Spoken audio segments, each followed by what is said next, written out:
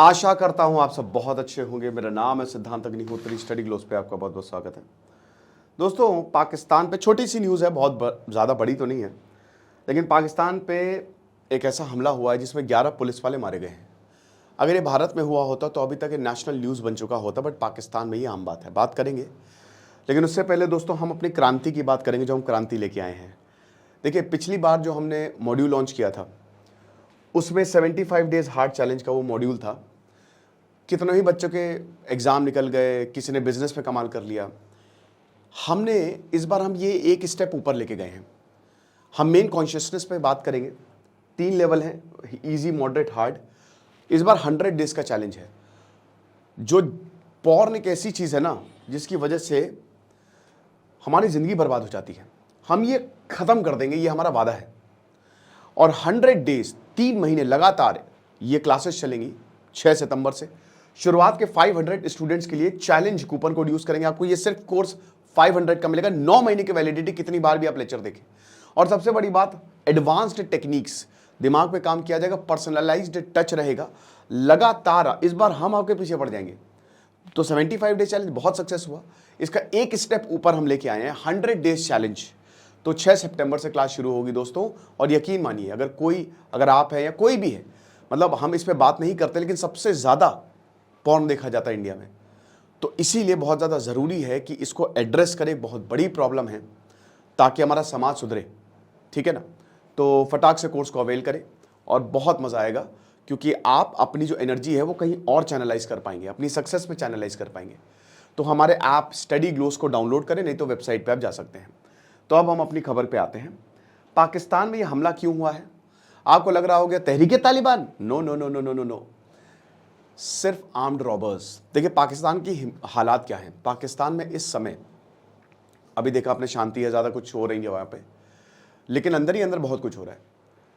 Again, economy उनकी वैसी की वैसी ही है। लोग बेरोज़गार हैं। जब बेरोज़गारी हद से ज़्यादा होती है तो क्राइम बढ़ता है, डायरेक्ट रिलेशन है।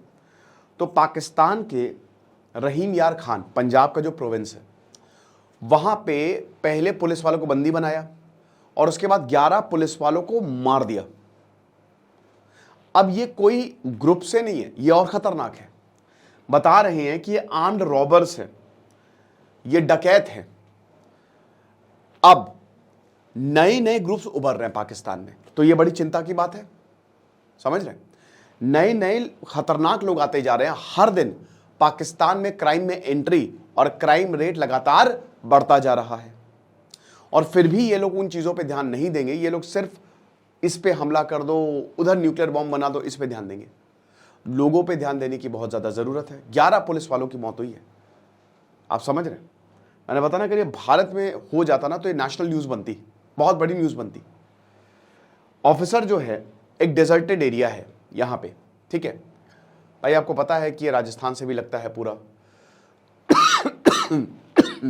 तो वहाँ पे पेट्रोलिंग कर रहे थे, सर्च ऑपरेशन कर रहे थे।